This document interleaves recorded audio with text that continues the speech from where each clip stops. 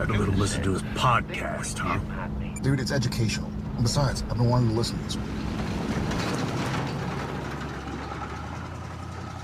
Welcome to Idling in the Impala, a podcast by and for lovers of supernatural and the fan fiction it inspires.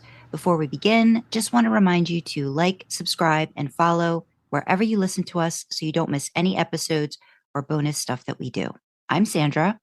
I'm Karlee, and today we thought we'd get, well, it's meant to be a little bit serious, but I suspect it might descend into anarchy because I'm mad, y'all. We thought we'd have a little bit of a look at whether we think Dean might have borderline personality disorder. And I'm going to fire straight over to Sandra because she was the architect of all this, so she can explain why we're doing that. Yeah. So we have a longtime listener and commenter, and is just great with just letting us know her thoughts on episodes. Miss Autobahn, and Miss Autobahn is a social worker, and I went about one day when we were chit-chatting and just kind of asked, because I've always been curious and have never had anyone that I knew within close connection to ask this question, is, have you ever thought about diagnosing Dean using the DSM-5 criteria? I know I've come across in the past some different blogs and posts of people trying to, figure out Dean. So I thought this would be a great resource to kind of say, what are your thoughts? Well, Miss Autobahn came back with a table, which was great because I love tables. Love a table. And was really in depth about taking apart the criteria of different types, because one in particular that they referenced talked about Dean having borderline personality disorder. So they took that diagnosis and basically gave their comparison and thoughts on it. So went to Karlee, said, Karlee, I want to do, let's do a discussion on this. And here's where we're at now. Do you have any thoughts before I go into some of the info dumping about DSM-5 and all that? No, I don't. I'm ready to get into this. I'm ready to get into it. Okay. So just a disclaimer that, we are not psychologists or therapists, and we're utilizing the DSM-5 criteria just for the study and discussion of a fictional character, which is Dean Winchester.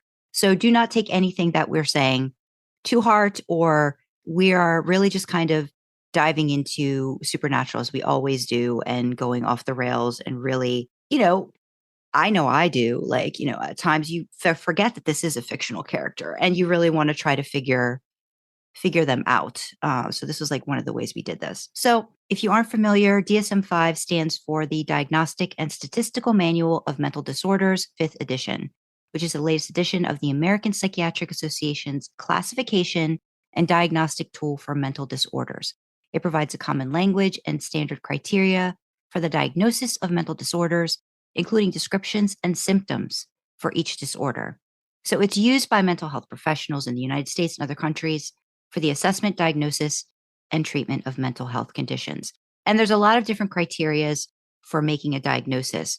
I'm going to read through them real quick, but then I want to highlight the one in particular that I think is where we keep coming back to when we're talking about Dean. And this is going to be a great discussion because I know that Karlee has thoughts, I have thoughts, and I think sometimes they go this way and that way and get a little wonky and kind of parallel, but then intersect and all these different things. And I love talking about it because I enjoy getting other people's feedback and viewpoints on this kind of stuff. So some of the main criteria would be the symptoms, the duration, the severity, the distress, the differential diagnosis, functional impairment, and the one that we keep in big neon fucking letters is cultural context, which is an awareness of the influence of cultural, ethnic, and societal factors on the manifestation and expression of mental disorders. Karlee, I don't know if you want to expand on that little part first before we kind of talk about borderline personality and all that. So I think that's the most important one, because we have to bear in mind, as much as we're obviously very aware that Dean is a fictional character and we're not diagnostic persons anyway. But we're not diagnosing a real person. But we're also, it's a fictional character in a fictional world. So that the context of that world, of that environment, is absolutely crucial. And I think everything that is said and discussed around this needs to take that into consideration. You can't just pluck Dean out of his world, put him in ours, and then go, oh, well, he's borderline, or he's this, or he's that. Because, yeah, in our world, he probably would be diagnosed with a severe mental illness. But the context is the key here. A lot of the responses and a lot of the things that he does are in response to his environment. They're not intrinsically a mental illness. Yeah. Does that make sense? Yeah, I think we go back to the nature versus nurture part again and again when we have discussions about these characters too.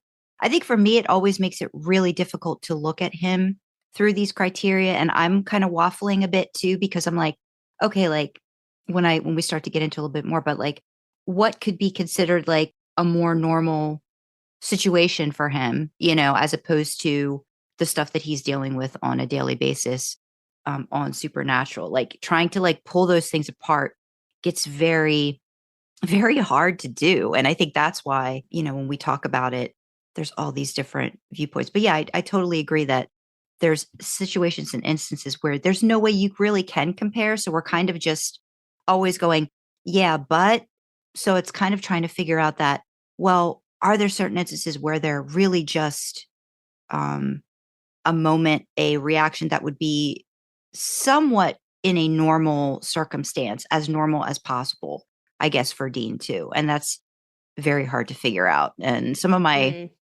comments are just like fall in that line again and again, because we've talked about this too in terms of trying to fix the boys. Winchesters, we need therapy.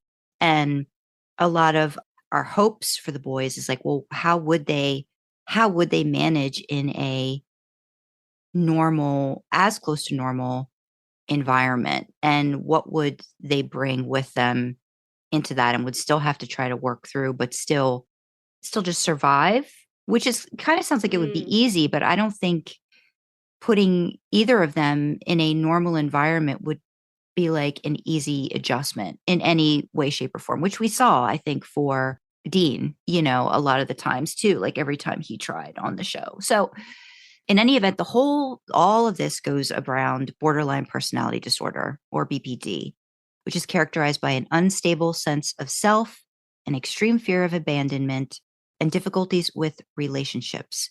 In addition, there is a pervasive sense of identity disturbance. People lack awareness of who they are, and they often feel perpetually hollow. Understanding these traits can be the first step in healing or better supporting those living with BPD. And that came from MedCircle. And I'll put some links just to some of the information that we pulled from to kind of like bring all this together. And again, a lot of what Miss Autobahn is talking about also relates to a blog that she read that I think kind of got her a little irritated and miffed too. So we'll kind of like unpack this. Do you want to look at the blog first, and then we can, because I'm mad about it. And I know. Yeah. I just wasn't sure how much we were going to spend on like that part in particular, but yeah, we can definitely talk about the blog first. We'll speed through it. We'll speed through it. I will keep my yelling to a minimum, and then you'll have an idea of the blog that inspired this, and then we can look at Miss Autobahn's thoughts and our thoughts with it, because the blog is very helpfully also broken down into the diagnostic criteria, but it's reaching is the kindest way I can put this. So we're not going to mention the blog's name. We're not going to mention the author. We are not going to give you any way to access this blog from us.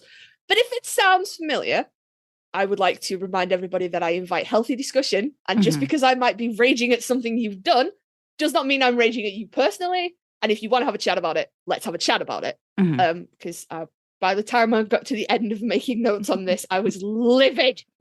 Absolutely livid. So do you want to read? Do you want me to read? I have comments on this one, but you don't. So you tell me where you want to. I can read it if you want me to read it. Do you want me to just start with the first one? Yeah. Okay. I'm a little confused by the domain stuff. So it says domain A, excessive, unstable, and poorly regulated emotional responses.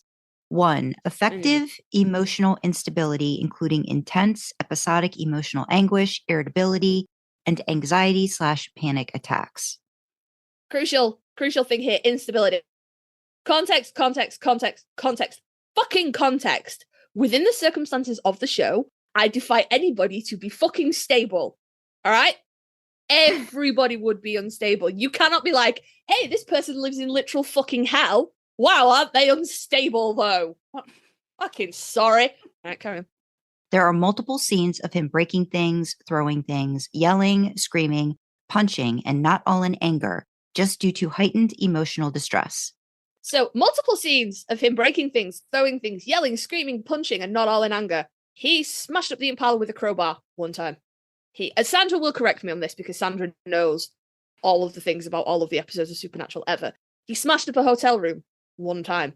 I couldn't tell you what episode or season that was, just that I use the gif of it a lot when I'm talking to people because it's helpful. He punches things, he throws the TV on the floor.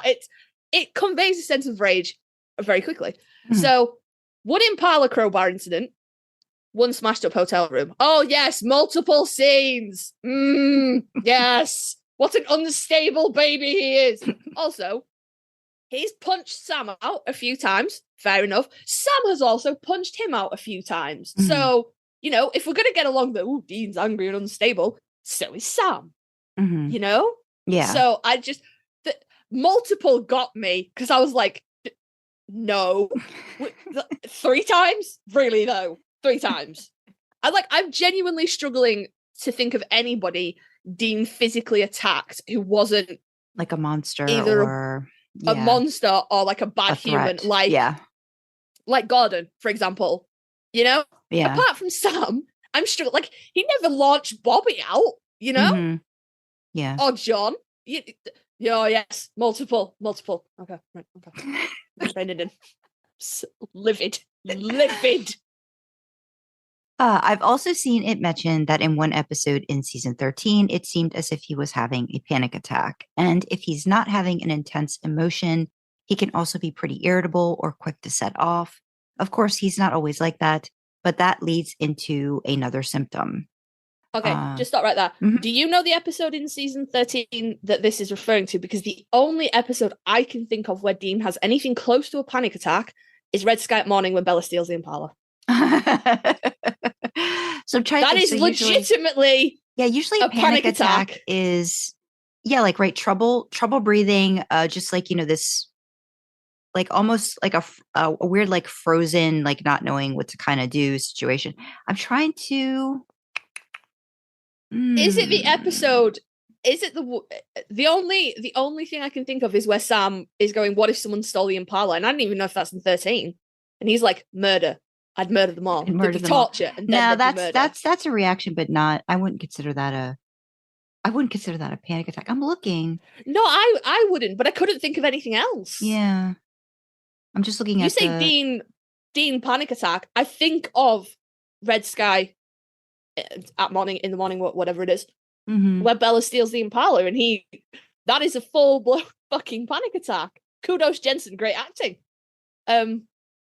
But I think most people would have some kind of panic response if someone stole their fucking car. Yeah. I really don't know. I don't think, I mean, I've never seen, I can't say that. Like, and even like, the somebody stole my car thing. I mean, that's still like, that's reaching. Not an unprovoked panic attack. So I don't know. It's not unprovoked. It's not like he got out of bed and, sometimes these things hit you by accident, like not by accident, but just out of nowhere. It's a symptom of PTSD. It's a trauma response to a panic attack. So could it be when they come out of nowhere? Could it be when Sam died in Apocalypse World? Because he was just raging and wanting to help. So no, I don't know if anybody else is listening and has an idea or can remember where they saw a point in time aside from the somebody stole my car where it seemed like Dean was having something close to a panic attack. I'd be interested because I can't think of it offhand, and you would think I would be able to kind of zone in on that. So I don't know. I'm not sure. Yeah. Yeah. And also I think, and I'm not sure even how these criteria are normally listed. So I feel like this poster kind of like, switch these around a little bit because they're not in the same order that Miss It's so Autobahn. cherry picked. Yeah. Okay, so now we've got number 2, anger that is inappropriate, intense, and difficult to control. Anger. Oh boy, does Dean have a lot of it. He lets it out at people who are undeserving during moments that are inappropriate and where a more productive conversation should be taking place. Do you want to say anything since you have that highlighted? You want me to finish it out? I wish you could see my face. I wish you could see my face. People who are undeserving. Yes. His brother, his father figure. I think that's called dysfunctional families more than anything else. He lashes out at the people he cares about, but they equally lash out at him. Again, this is so cherry picked for these weird, like, one specific moment. Like, if you only ever watched one episode of Supernatural or you watch one scene, you'd be like, holy shit, Dean's a really abusive brother. But you've missed out on all of the, again, context. Mm-hmm. So, and he doesn't lash out at these people who are undeserving. That is how they communicate. They have a big bus stop and everybody says things they don't mean. And everybody goes away and sulks, and then they come back and be like, we're not going to apologize, but we're going to move forward. Yeah. No chick flick moments. Yeah? Yeah. So it's... yeah, I got it. Yep. Agree. Yeah. 3, chronic feelings of emptiness. This particular one is this is one of the stronger reaches for me. This is a leap based on outside perspective. You cannot tell by looking at someone how that person feels inside. Mm-hmm. So you can't say from an outside perspective as an observer, Dean feels empty all the time, because how do you qualify that? What are the external symptoms of a feeling of emptiness? There aren't none. But we can look up the things that Dean says. And the things that Dean says very crucially sticks out to me. I wish I couldn't feel a damn thing when he's telling Sam about his time in hell. That is not a man who feels empty. He feels everything so much, to the point of it being completely overwhelming. And that probably does link back into his anger. Dean, we've talked about it before. Dean emotionally is very stunted. He's still emotionally a child. What do children do when they have really big feelings and really big emotions that they can't verbalize? They get angry, they tantrum, because they have no other way to explain what's happening to them, and they have no sphere of reference. They just have to, it's so overwhelming, they have to release the feelings somehow. For all intents and purposes, Dean emotionally is a child, and that is what children do. So that links, I don't think he has chronic feelings of emptiness.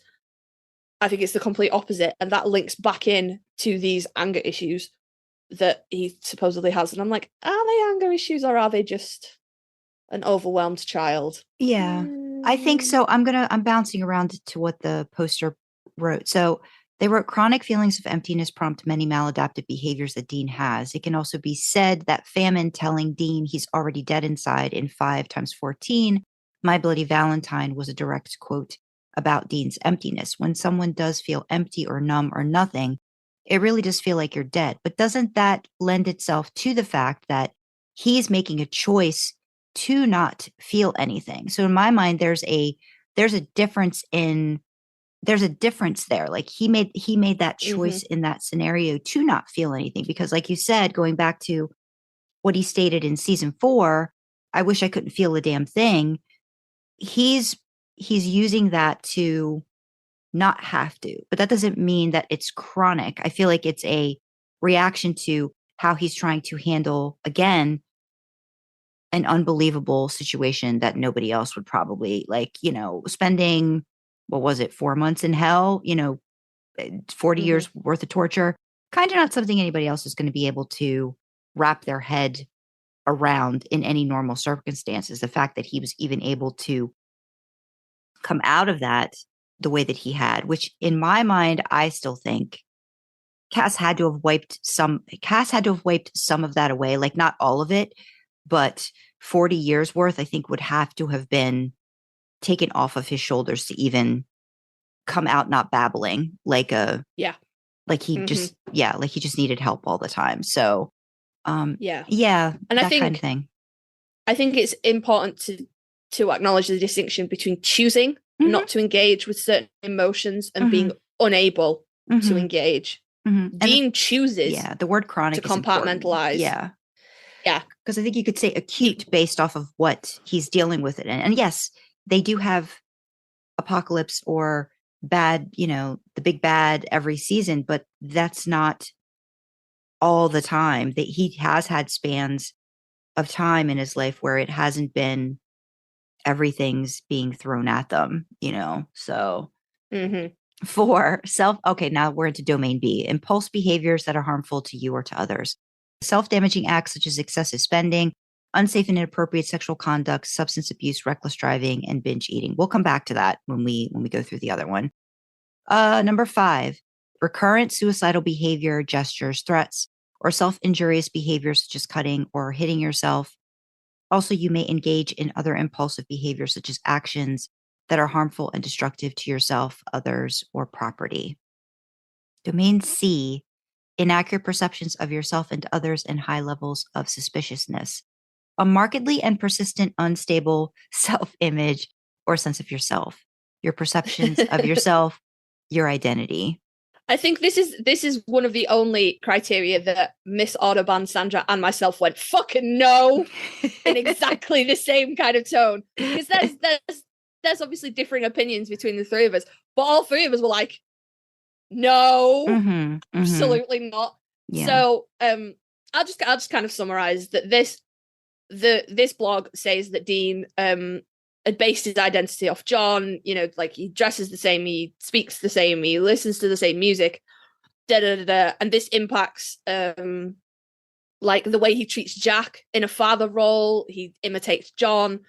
There is no stable self-image for Dean. He can't figure out if he's meant to be Sam's older brother, his father, his mother, if he's meant to be a hunter, a dad to Jack, someone who's part of a family, what that might mean, if he's violent, if he's caring, if he's allowed to be a nerd like Sam says he is. He's a little weird.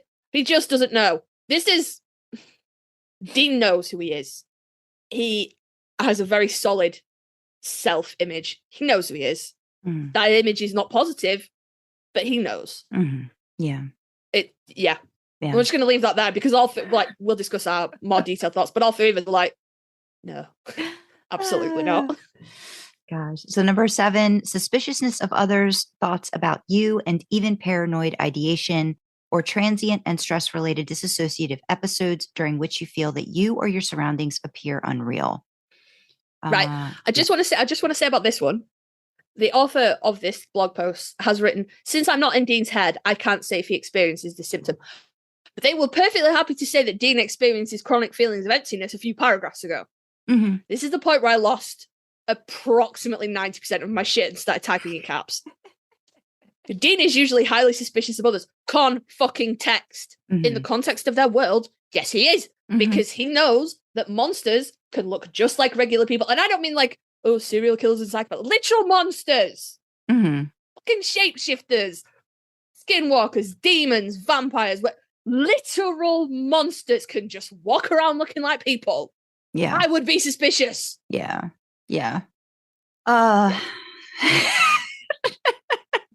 I knew I knew this was gonna get extra. Okay. So other symptoms in this domain include split or all or nothing thinking, difficulty pulling your thoughts together so they make sense, and rational problem solving, especially in social conflicts. I'm just going to read this one sentence where then you have something highlighted. The conflict between him and Castiel was a communication issue, and the bigger issue was Jack, of course, and the blame for that falls on a lot of people. But Dean exhibited his issues with that, and he often has issues with social conflicts like that. Stop the press. Man who experienced massive childhood trauma, an abusive as fuck upbringing, and then a life of hunting monsters has some fucking communication issues. Christ alive. I just don't feel like I can add anything more to that. We were like peak mad at this point, like, Jesus. Oh, gosh. I mean, well, If you had to pull the constituent parts, fuck me, you end up with a perfectly well-rounded human. Good Lord. Goodness. Number 8, you may engage in frantic efforts to avoid real or imagined abandonment. And you've highlighted at the point where a blogger posted, Dean doesn't want to be alone and is afraid of being abandoned. Every single person Dean has let himself care about has either left him or been taken from him. Every single one. There is no one consistent person that has stayed in his life. Most of them he's lost more than once. So I excuse Dean for having a bit of trauma around that. I mean, good Lord, man. Yeah. He's so terribly maladjusted. And also, again, with the person that wrote this post, a few paragraphs ago, he was this fragile suicidal baby that was ready to go and off himself at the drop of a hat. You know, if you looked at him funny, I'd fucking be out with a rope around a tree. But suddenly he's frantic to maintain the status quo and keep people around him. Yeah. This is so cherry-picked. It's unreal. And I think that's what made me so angry, because I'm like, well, you can pick, there's 15 fucking seasons of this show, 226 at 320. Yeah, I was going to say, you or 7. Got a whole 100. I missed 100. You could cherry pick from any of those episodes, scenes, even seasons, and just make a fucking checklist of alleged mental illnesses that these boys have. Because you can cherry pick evidence for all of them, but you got to look at the whole. You can't just be like, oh, yes, this and this and this. So, yes, no, disagree. Number 9, your relationships may be very intense, unstable, and alternate between the extremes of over-idealizing and undervaluing people who are important to you. I think this is one where I might have had some thoughts that might have differed a little bit. But all of Dean's relationships are intense. With Sam, Castiel, even Mary and John, and he has oftentimes over-idealized both his parents and put them on a pedestal. And the later seasons have been about tearing that pedestal down for Dean. And then the one part that you've got highlighted, they're ride or die kind of relationships, or ones where they'll die together, or they'll die for each other, or do the worst things to and for each other and call it love. So I highlighted ride or die. It's a trauma response. See point above. Everyone Dean has let himself care about has either been taken or left. One.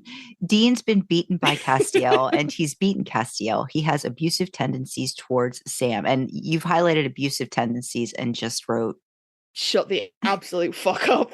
Shut up right now. We would now at like 100% mad. Peak mad. Shut up. Oh, you know what? Maybe we should cut out that part where I was like, come and chat to me. Don't come and chat to me. Do not.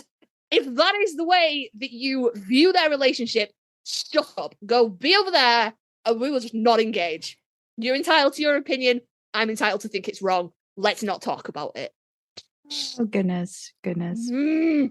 Oftentimes their relationship is described as codependent, but where we've been shown that Sam can let go and be with Dean to a healthy degree, Dean can't. I disagree with that, because you can't say Sam can let go and be with Dean to a healthy degree. I don't think Sam can do that. I think Sam has to have Dean totally out of his life in order to it's all or nothing. Let go. So it's on both sides for them. And you just wrote Dean can't. Dean can't was highlighted, and you wrote, what did you maybe write? maybe because Sam was raised by a parent who gave a fuck about him and Dean wasn't. I mean, we I think most of us agree now, Dean was Sam's parent. There's a tag for it on AO3. Dean raised Sam, and he did the best his little 4 years older knowledge gave him. But the point is, he wanted Sam to succeed, and the intent goes a long way. So I'm not saying Sam had a great upbringing. I fucking aren't. But he had a better, a more positive upbringing than Dean did, because all Dean had was his dad pressing down on his fucking shoulders. So excuse the fuck out of Dean for not being well adjusted when he put every bit of himself into making sure Sam was well adjusted. Yeah. So no.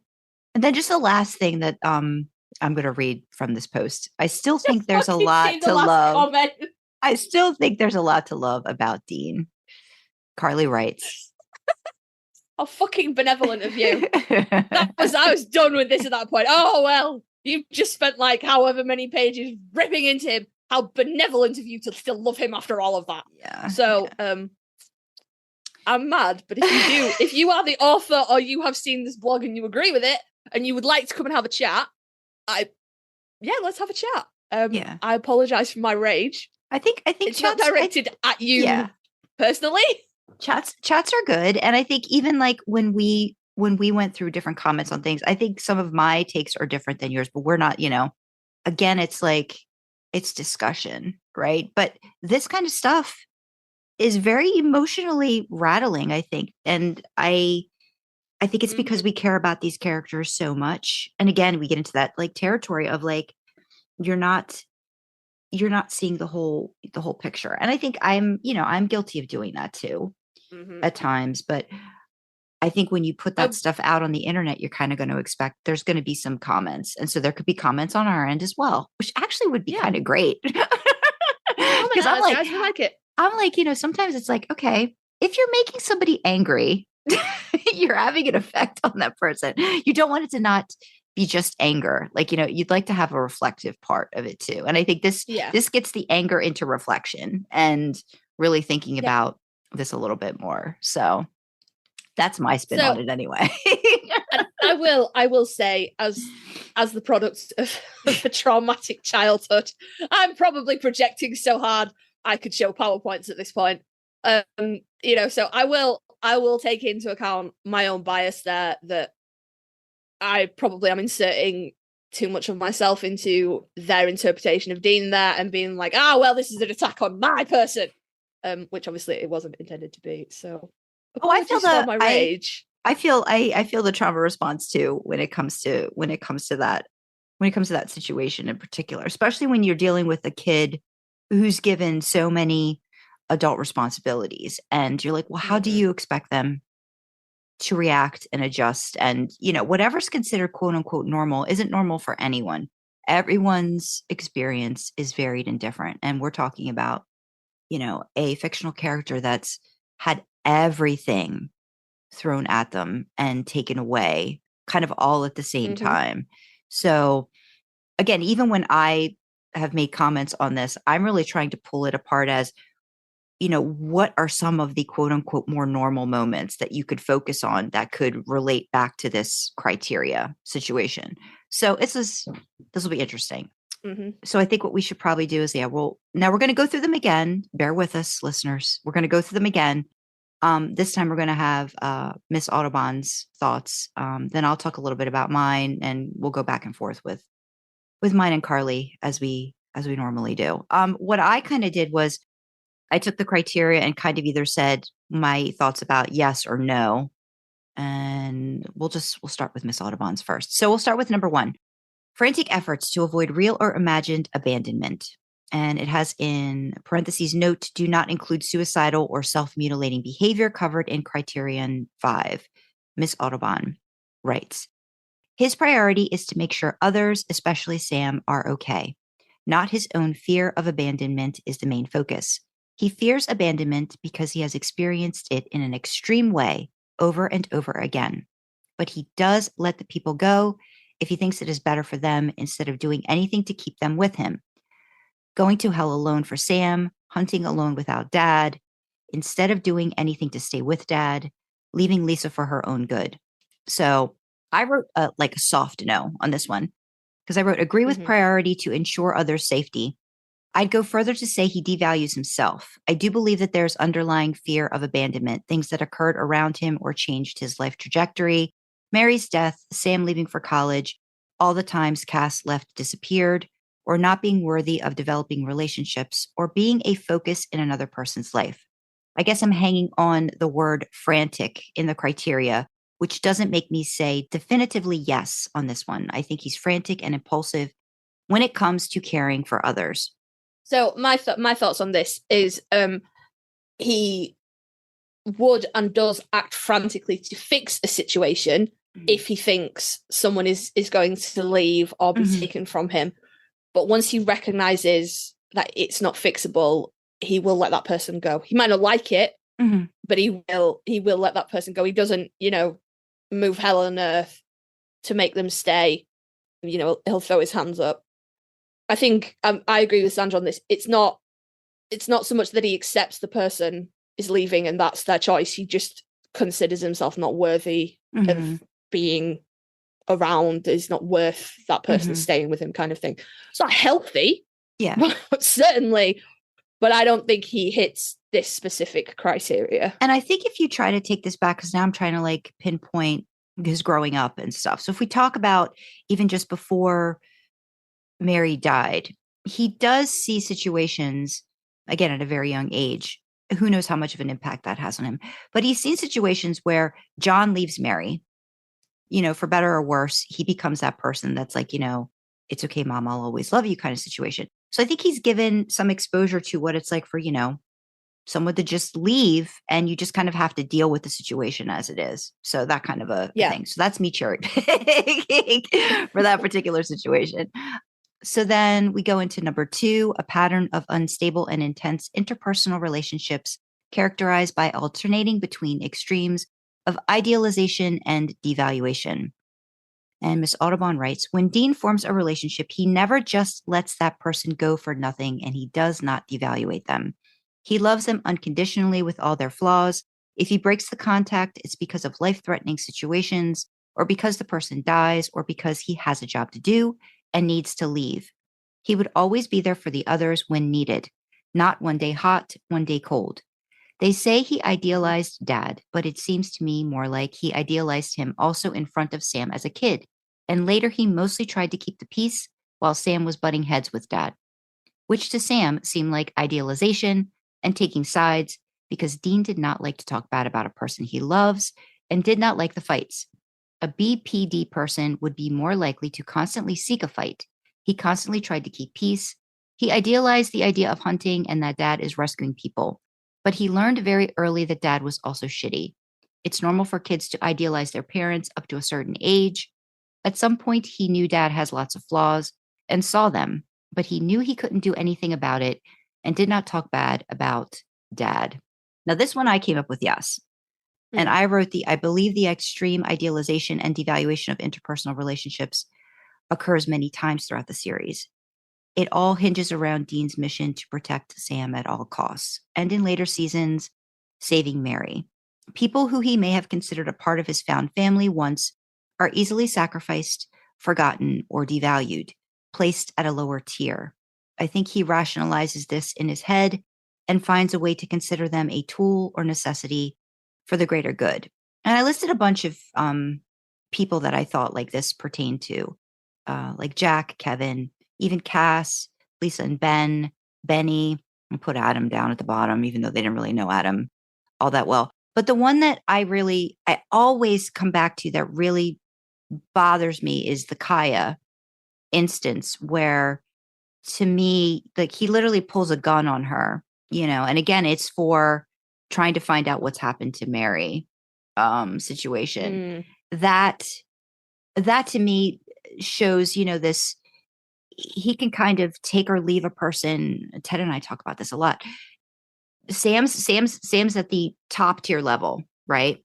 Like, I think everything for him, and again, based on his growing up and all the things he's been dealing with, Sam's the thing you hold near and dear, and you make sure at all costs. So that's kind of why I came up with that. I would say he even does this with Sam by allowing the angel Ezekiel Gadriel to possess Sam. Even though he's doing it to save Sam from death, he's taking away Sam's bodily autonomy and consent. All that to say, Dean is living in heightened life and death scenarios all the time, so I can see other viewpoints. So again, this is me just kind of like, I see the bigger picture, but I'm also like, I've seen where he does this. In my mind, it's unstable, I think, in some of his interpersonal relationships, in my mind. Yeah. Fully agree. I didn't really sort of give these criteria yes and no's like Sandra did. I just kind of like put my thoughts together. So I do think Dean is very much an all or nothing kind of person. I don't think he takes his relationships for granted. But with that being said, if you disagree with him, if you end up being against whatever his current mission may be, and I mean, towards the end, that never used to include Sam, but it does towards the end. Thinking of the last few episodes, certainly, I think it was Unity where they fought over Jack and what they were going to do with him. And he pulls a gun on Sam. Yeah. And if you end up against his mission, whatever that might be, he will utterly discard you. You will then be done. And he won't, you then fall into nothing, and he's not interested in what happens to you. But it's not, for me, this criteria seemed to imply that this back and forth happened quite regularly, which I don't think it does with Dean. He's quite happy to mosey along with his relationships until an issue comes up. You know, he's not creating drama for the sake of creating drama. Yeah. And I think another thing it's worth considering is when you get to that against disagreement and you become nothing, he will blow it up. You know, he won't just walk away. He will leave a fucking crater so there's no way to come back. And I don't know if that's, I think in Dean's mind, he probably thinks that's quite a noble thing, because then he's really aggressively cut it off. That person is not gonna, they're gonna hate him. And that is, he prefers that to them wanting him, longing, missing anything. If they hate him, then they're safe. Yeah.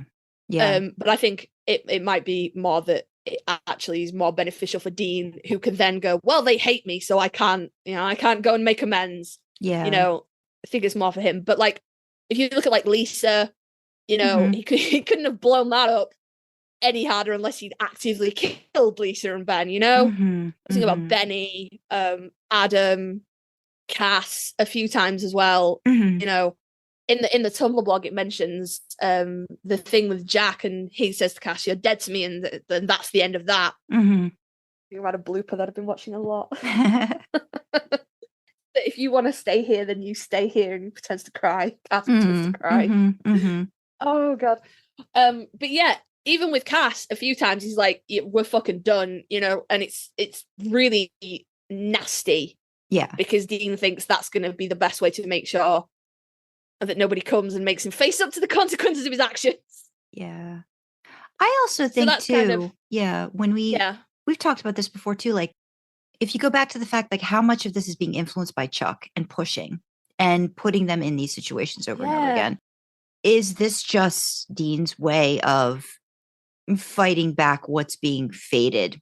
So again, like we're putting all these things in place, but then we're also going off of this, you know, thing that, you know, apparently, you know, Chuck was writing a lot of their plot lines and, you know, conflicts and things, and seeing what would happen over and over and over again. And that could, you know, be relating to why he's at the end of his rope so many times and going, you know, back and forth to, you know, what do I have to do to get through this kind of scenario? So that was one of the best from the writer's perspective. That was one of the best things they ever did, because now we can't trust anything. Yeah. Now we're like, yes, this, but what if? Yeah. It's very, very lazy writing, but it's been very effective, because you could be like, yes, this, and then you're like, shit, but what if it was just Chuck? Bollocks. Yeah. Lazy writing on the part of the supernatural writers, but unfortunately very effective. Yeah. So we've got number 3, identity disturbance, markedly and persistently unstable self-image or sense of self. Miss Autobahn writes, Dean has a very stable self-image and sense of self. Unfortunately, it is not a good one. He thinks he is a loser, not smart, not worth much attention or good. But that image is very stable for a long time, until later when he grows and is okay with himself and has accepted himself. Miss Autobahn gives the example of the episode Lebanon in 1413. Dean and Sam are doing dishes, and Sam is struggling with how everything came and how it used to be. And Dean says, I was angry. What does that make us? Would we be better off? Yeah, maybe, but I got to be honest. I don't know who that Dean Winchester is, and I am good with who I am. That is so not BPD. I gave this a no, and I wrote, agree that Dean stuck to a sense of self-image and sense of self that did not markedly change throughout the series. I think this was ingrained in him from a young age. In season 3, Dean's dream subconscious and Demon Dean reflection refers to him as Daddy's blunt instrument, and Cass echoes that exact phrase back to Dean in season 15. You see yourself the same way our enemies see you. You're destructive, and you're angry, and you're broken. Your daddy's blunt instrument. That sense of self has not changed for over a decade, and I'm sure it was that way for decades prior. There's hope that he will make healthy changes to that mindset in 1519, when Chuck says he's going to die at the hands of the ultimate killer, Dean Winchester, and Dean replies, "That's not who I am." Mm-hmm. No, I don't have. Yep, I don't have anything to add with that. I think Sandra and Miss Autobahn covered all of the bases on that one. He has a very stable and consistent self-image. It's just a really negative one, and that is sad. Yeah, poor Dean. But I don't like. He doesn't. It's not unstable. I don't have anything really to add there. So we've got number 4, impulsivity in at least 2 areas that are potentially self-damaging. There's examples: spending, sex, substance abuse, reckless driving, binge eating. And in parentheses, note, do not include suicidal or self-mutilating behavior covered in criterion 5. Miss Autobahn writes, okay, he is impulsive, but you have to look at the circumstances. Spending. Context. Why should he not spend money if he does not have a stable home or job and pension plan and expects to die young? I bet whenever he had to keep money together, for example, to feed Sam as a kid, he was perfectly able of spending extremely little. And what he is spending money on is not that luxurious. Drinks, example, but he does not stay in luxurious hotels, does not take top shelf wine for $600 a bottle. He just doesn't have much, so it is gone quickly. Sex. More in borderline, it's unsafe sex. It is okay to be impulsive in sex and to have sex. He is an attractive single young man, and it is normal that he has his conquests. However, example, it is shown that he is pro-sex and pro-protection. Emma was an accident. Substance abuse. He is an alcoholic, but that doesn't mean he is borderline. Can also be a PTSD symptom or just a disorder on itself. Reckless driving. He is a great driver. He drives fast and when need be very fast, like when chased by a monster, but that is not necessarily reckless for him. Binge eating. He does enjoy food. However, he also goes stretches of time without food out of necessity. He's a very active guy and obviously burns all the calories or he would be fat. It's less binge eating, at least not too often, and more a big appetite and high metabolism.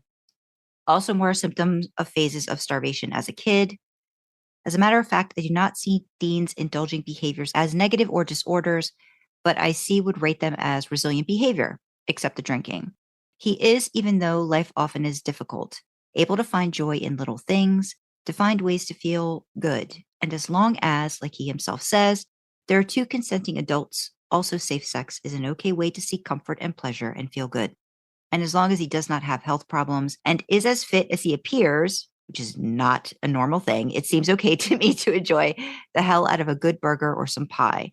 I would if I had an angel by my side that takes away all the negative health side effects. Being able to value little pleasures and enjoy little things is a valuable resource.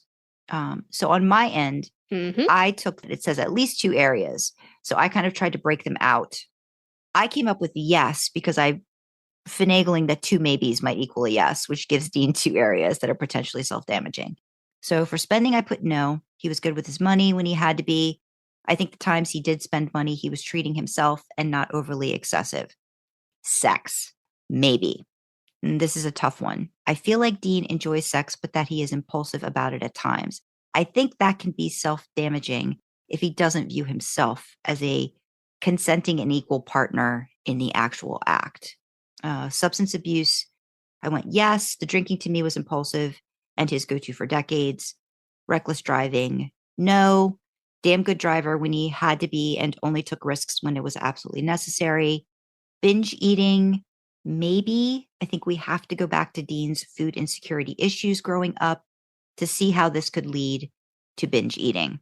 So that's how I came about with a quote unquote, technically maybe a yes in that scenario.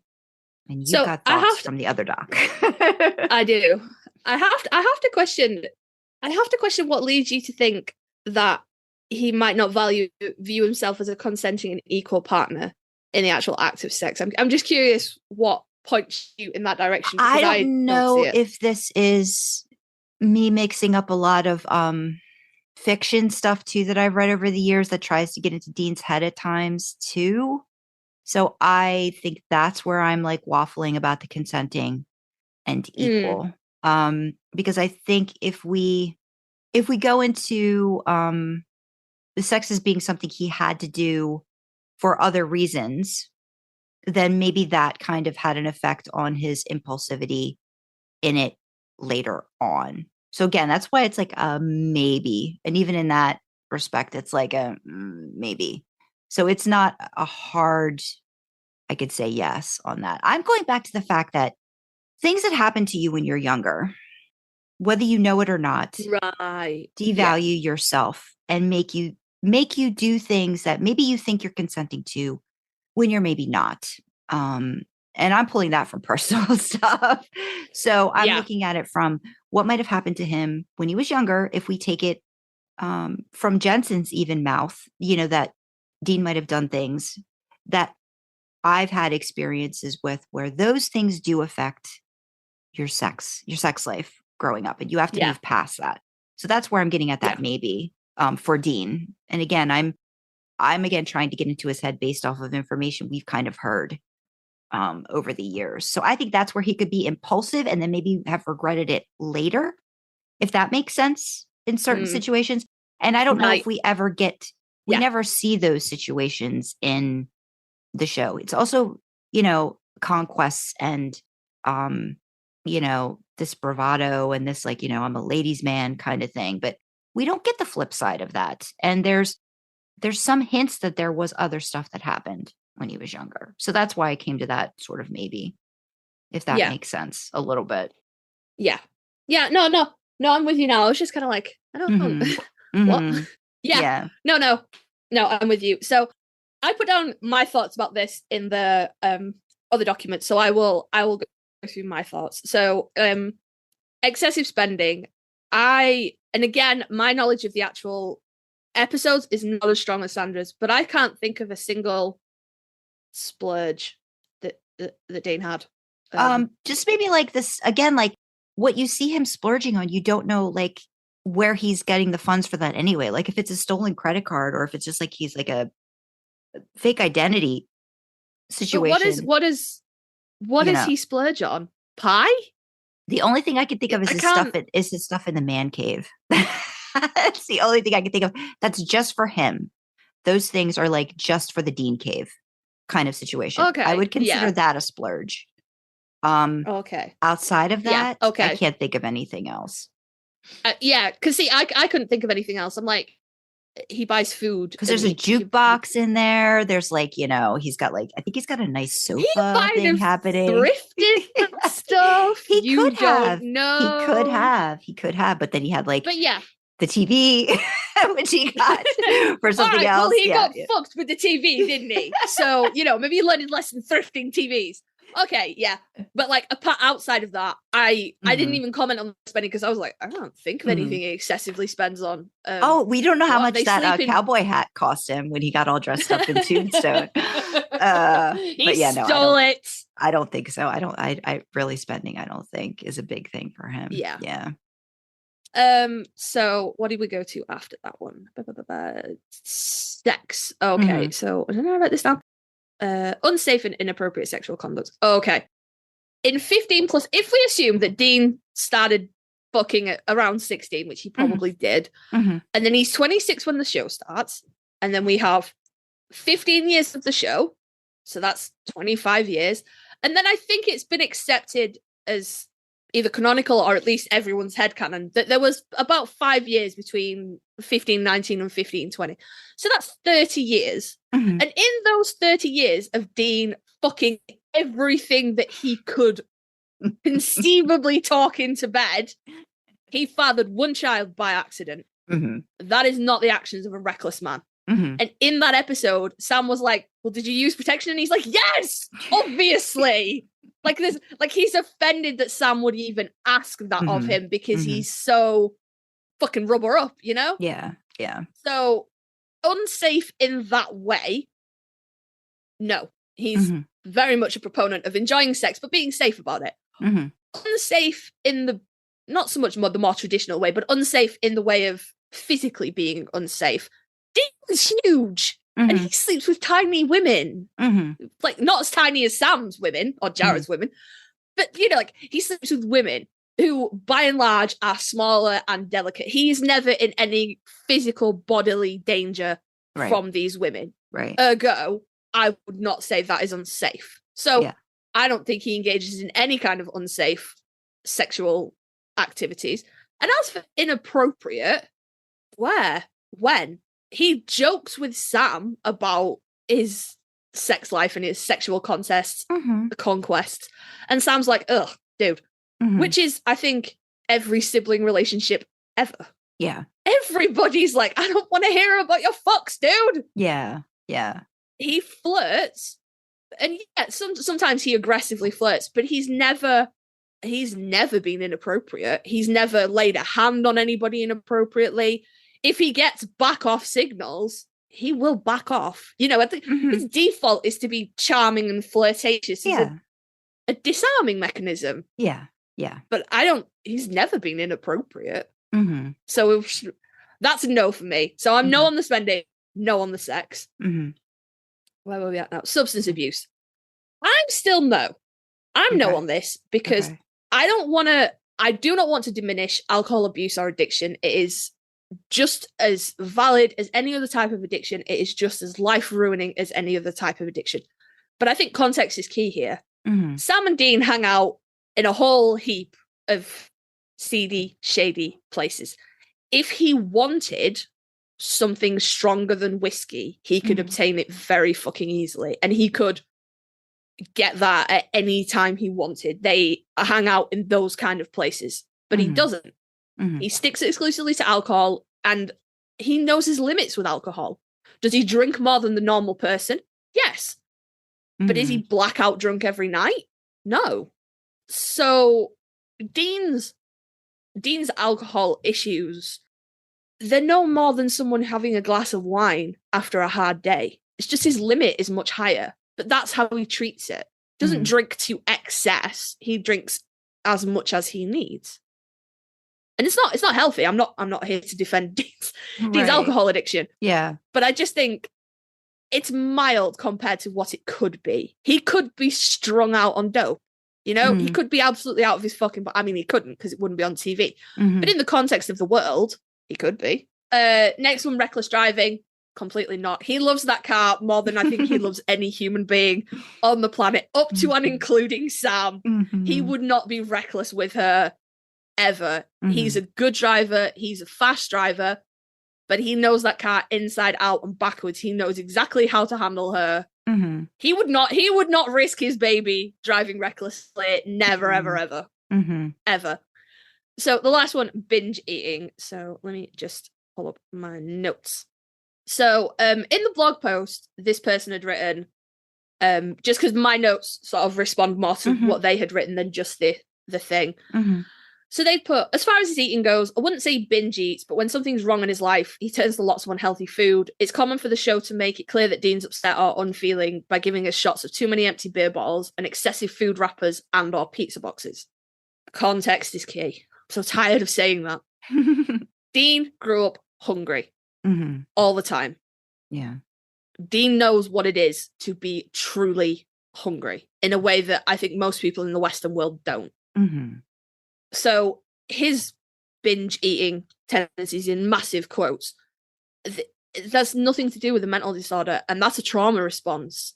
Food makes him feel safe. Being able to eat to excess and not worry about how he's going to replace that food is a comfort to him because he's been hungry before. So it's a problem maybe, but it's not I don't think it's a symptom of BPD. I mean, it's disordered eating for sure, but it's a trauma response, I think, more than a symptom. So I would also go with no, because I'm sorry, if you want to diagnose Dean in the normal world, who out of any of us hasn't had a bad day and been like, I'm going to order a pizza, I'm going to eat until I feel sick, or ice cream or chocolate or whatever your particular vice may be, even if that is too many glasses of wine or too many bottles of beer or what, like, sometimes you have a shit day and you need to just disconnect from that shit day in whatever you feel, whatever your particular comfort is food, alcohol, sex, whatever. Yeah. So I'm not sitting here saying Dean's a saint. I'm just saying none of his issues line up with the BPD thing. So I'm going to go vote no for all of those. I don't think he meets that criteria. Okay. All right. So we've got number 5, recurrent suicidal behavior, gestures, threats, or self-mutilating behavior. And Miss Autobahn writes, for most of the time, he fights extremely hard to survive, even when all odds are against him.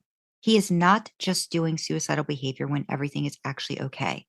However, he does have depressive episodes when everything actually is too much to bear.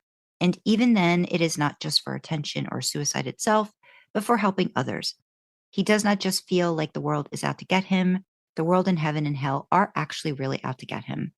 Others would long have killed themselves in such a situation.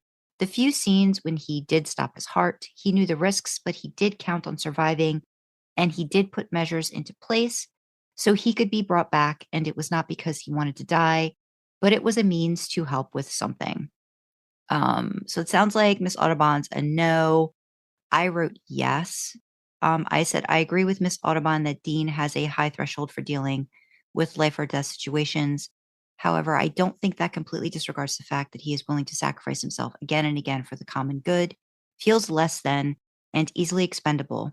In my mind, that leans towards recurrent suicidal behavior. And I wrote some examples, like he's been burdened with emotional pain since he was a child, uses alcohol more and more frequently in depressive times.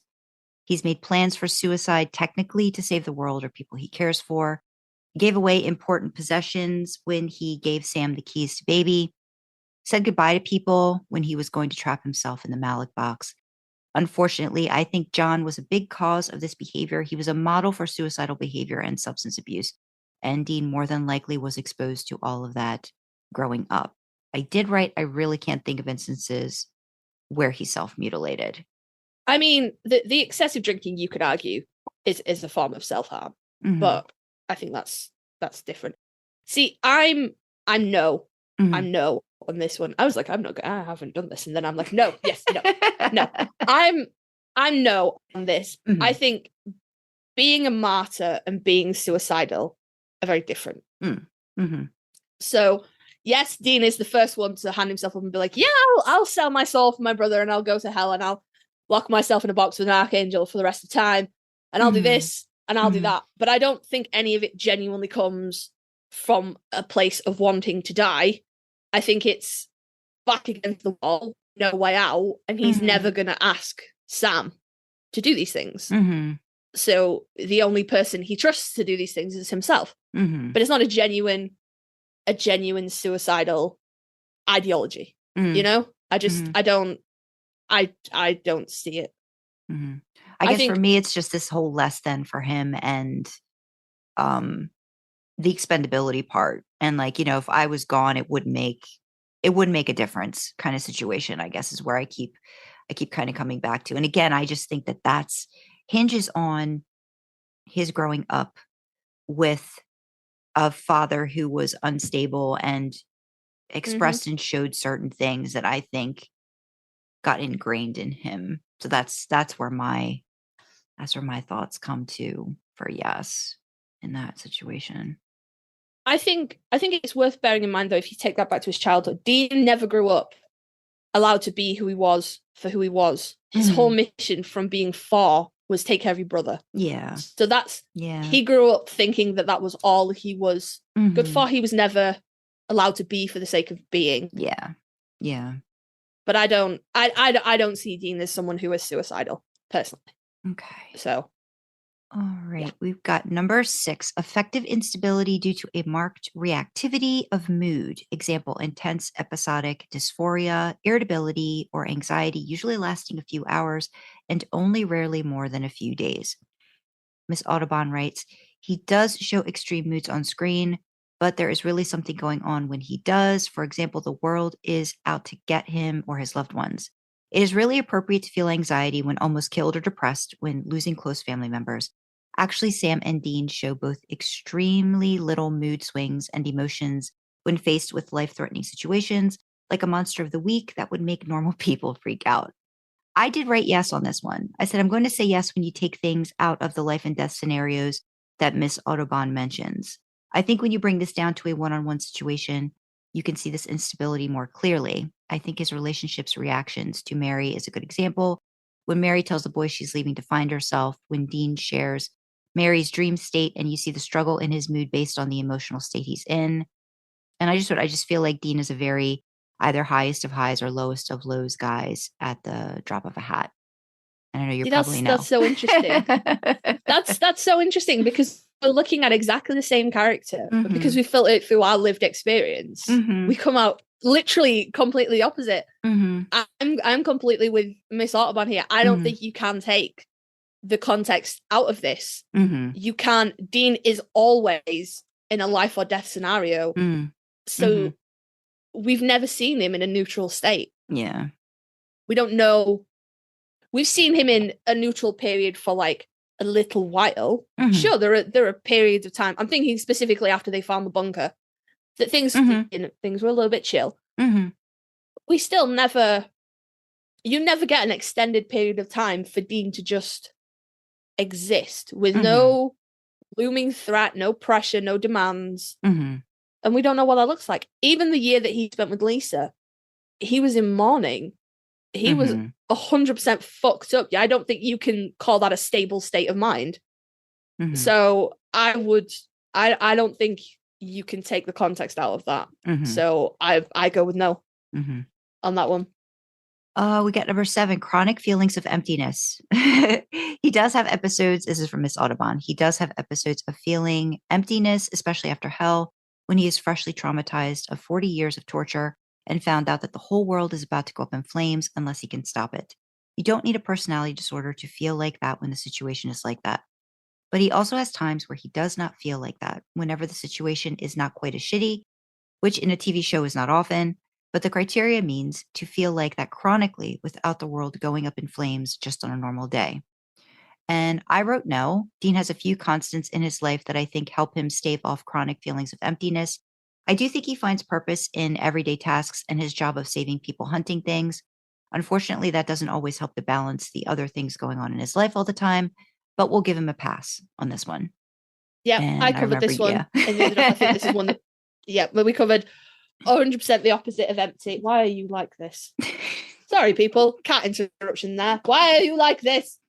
You could say that to Dean. Why are you like this?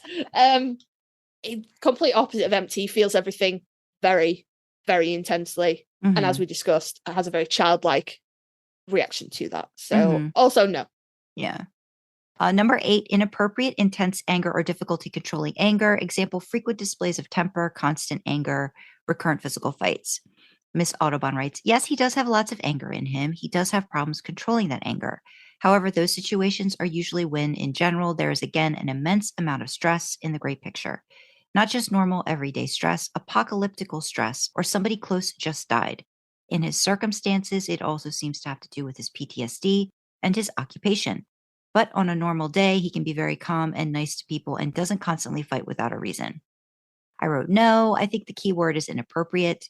I think all the times he's displaying intense anger, it's merited or understandable. I don't think he picks fights just to have them. He shows an extreme amount of care around those he loves and appreciates. There's not a lot of wavering or back and forth again, unless the situation is extreme. So again, I covered this when we were discussing the other one. Yes, he does have intense anger, but consider his life and the actual tools he has available to him to manage his emotions. Again, childlike. He's big feelings. He doesn't know what to do with them. So he lashes out. And I think this just occurred to me as you were talking there, Sandra. Think about, what is the episode where they first run into the trickster and Bobby comes and they're both Tall telling Tales. the story from different sides. That's Tall Tales. Yeah. Think about Tall Tales, right?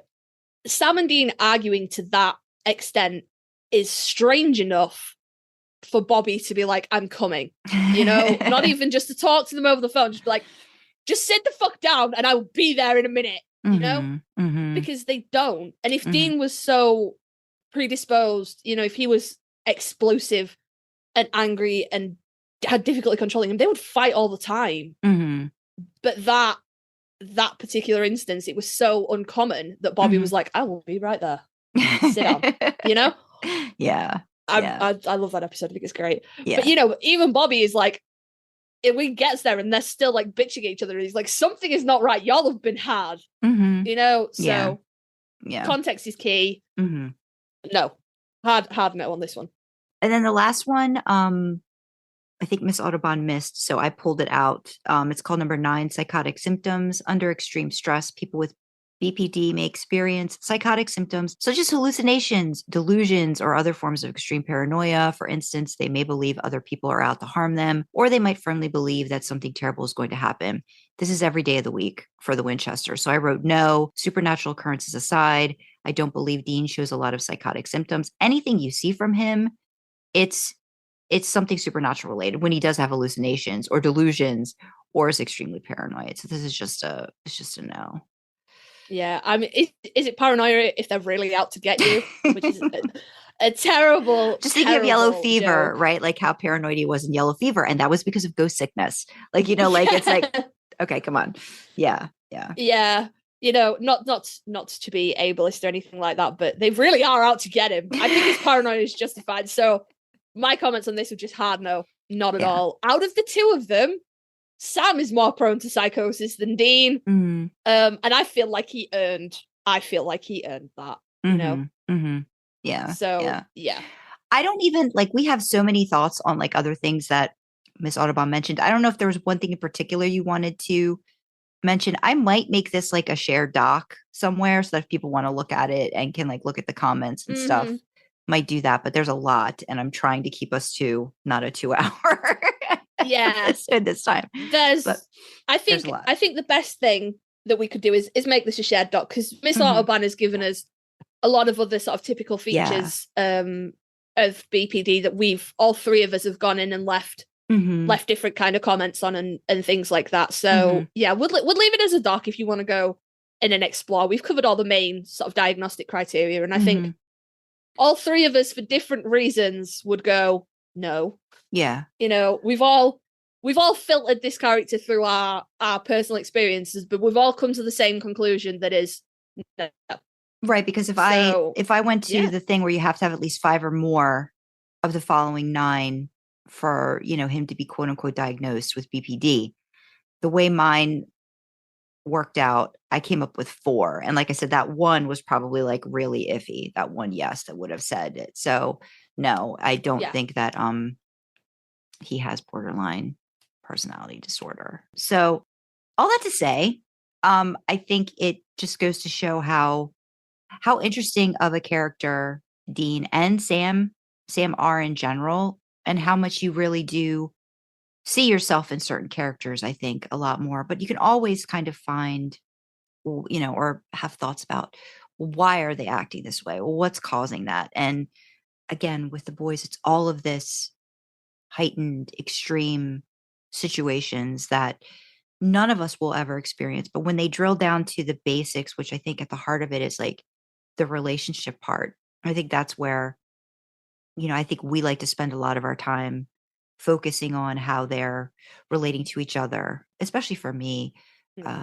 For me, it's Sam and Dean. Like, that's like my thing all the time, is figuring out the two boys and where they're coming at for different reasons, especially when they hurt each other. Because when they hurt each other, that makes me sad. And I'm trying to I try to figure out why is that happening? Like, what defense mechanism is coming into place? What PTSD is causing this? What trauma is causing this? And that kind of stuff. So, because I think Sam and Dean's relationship is the foundation for everything for them. And that's where it kind of all comes from. So yes, we know our boys need therapy.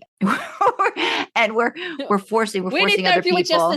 We're forcing other people to help us with these thoughts. So we do greatly appreciate, because I know this was not like a just 5-minute thing for Miss Autobahn to do. And when I kind of just off the cuff sent them a message, I think they wrote back like a couple days later with all of these thoughts, and appreciate it. I know we're going to be hearing from her in the DMs. Yes, I can't wait. I cannot wait. So just thank you, Miss Autobahn. And like, really, if we could, you know, if anybody has any interest in responding or commenting, maybe I'll make the doc so that you can have comments if anybody wants to put things on there, so you could view and comment, but not necessarily edit. So we'll see what I can do with the doc that way. But yeah, Karlee, any last thoughts on this very long topic? Yeah, I think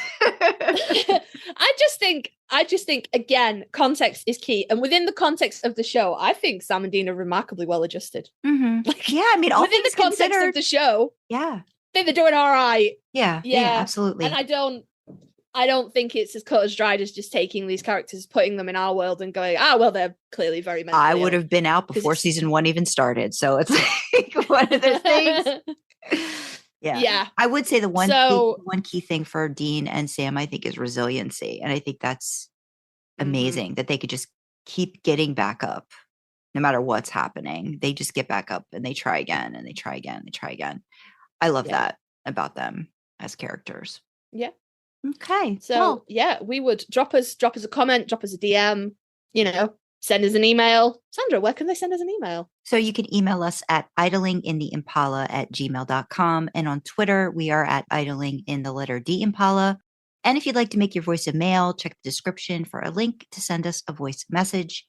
You could find links to our personal socials and our AO3 accounts in the description. And there's also a link to my author website with my original fiction. Woo, original fiction. Don't forget to like, subscribe, follow, and leave us a comment or a review if you want to. We want to hear from you guys. Y'all are quiet. Send us things. We want to talk to you. But we know things are happening, and we know we're influencing people. We know that's happening. No, you can't use the word influence. No. Alrighty, but send us a comment. So in the description as well, check out the current causes that we are championing. If you can, take a look.